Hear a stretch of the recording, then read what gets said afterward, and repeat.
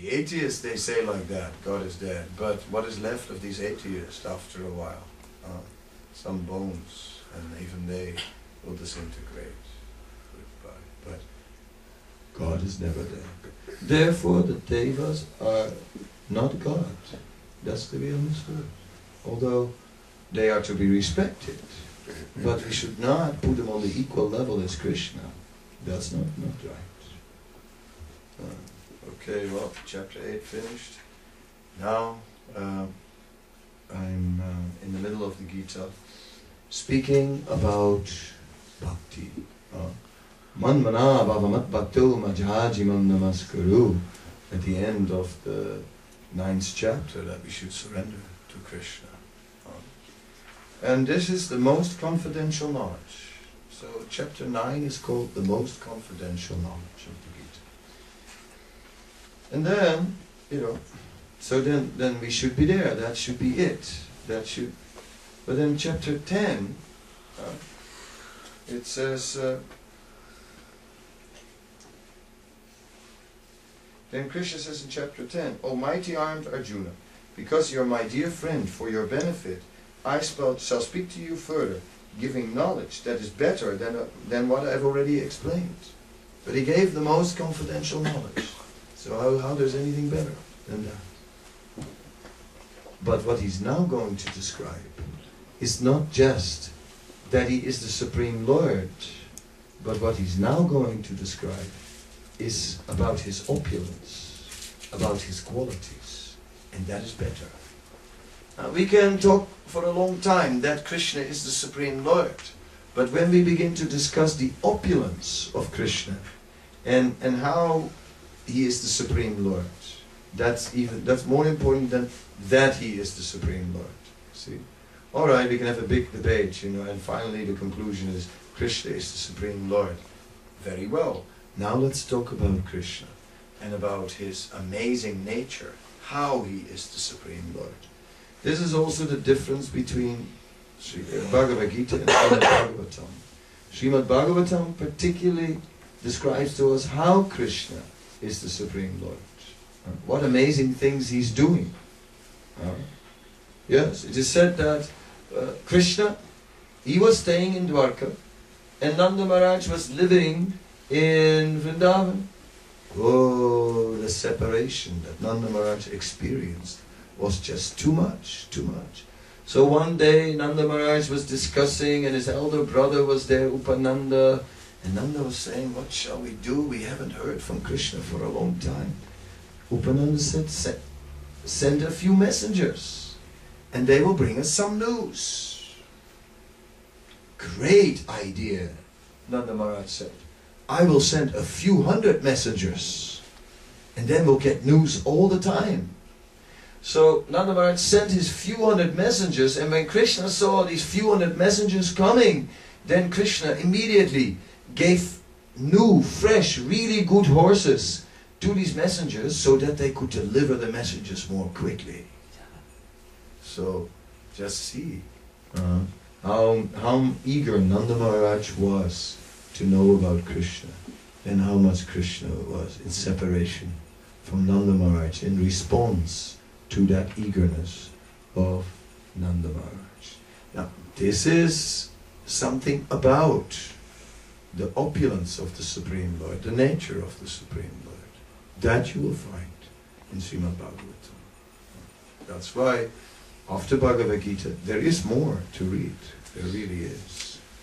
Well, we're going to jump ahead because the clock is ticking.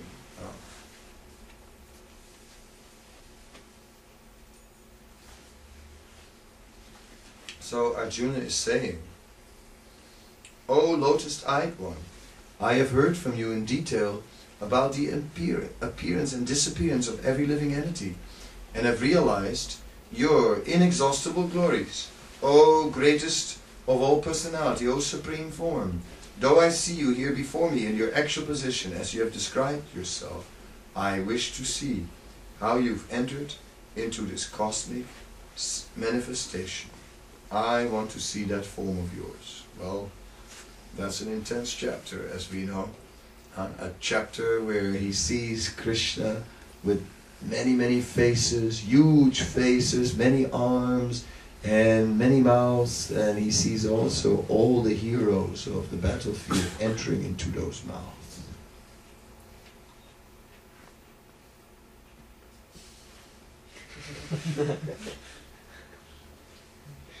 Like potato chips. Yeah, so this is a little bit shocking if you hear it for the first time. Of course, we've heard it before, so to us it's not so shocking, and we understand that this feature of the universal form represents time. And that, yes, that is a fact. In the material world, time is there for everyone. Time waits for no man and no woman either. That is the nature of time. Time is there for us. So, and you don't know how much time you have. That's the tricky thing. Yeah? You may think, I'm young, I'm young, I'm young. Yeah. But I'll tell you something. When I was 5, my grandfather died. Yeah? Yeah, that happens, you know, grandfathers, they die. And we went, my father took me to this cemetery. And actually, to tell you the truth, he took me to the grave of the grandfather, and I didn't cry. I wasn't so shocked by it. Somehow or other, it didn't touch me so much. But I walked past a tombstone, and then I saw someone who a date on there, and the date was after my birth date. Yes, somebody was lying there who had been born after me. That shocked me. You know, somebody younger than me was dead. I was shocked. Hare Krishna, Hare Krishna. So that I remembered. That shocked me. I thought about that for a long time, because at 5 you don't think it can happen to you. But I realized it could. This is a fact. So, but as devotees, we don't worry about it at all. As Srila Prabhupada said, he said death is 7 months of sleep. Have a good sleep, and then reawaken after 7 months. Or he also said, and what dies anyway? He said, the body is never alive. The body was never alive in the first place. So what is dying? What is dying? Who is dying? Is anything dying? The body is already dead. It's the soul that's dragging it around. It's the soul.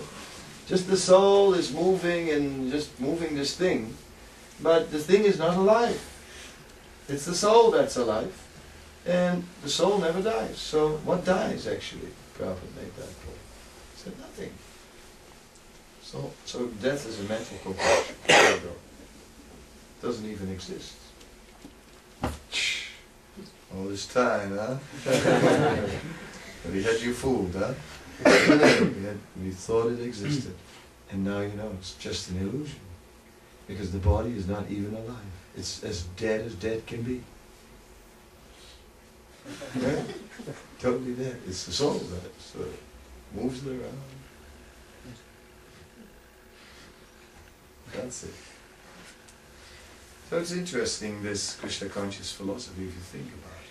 Oh, very interesting.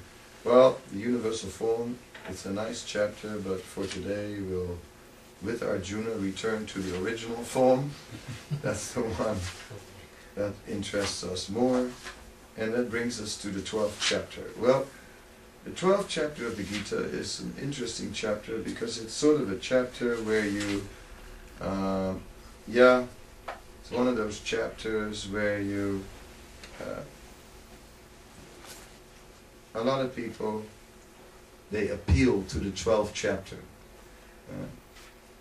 which is that basically if you can't do it, then there's a few alternatives. But before we go there, let's just 1 minute go to the beginning. At the beginning of the 12th chapter, Arjuna is inquiring. And he says, which are considered to be more perfect, those who are always properly engaged in your devotional service, or those who worship the impersonal Brahman, the unmanifest?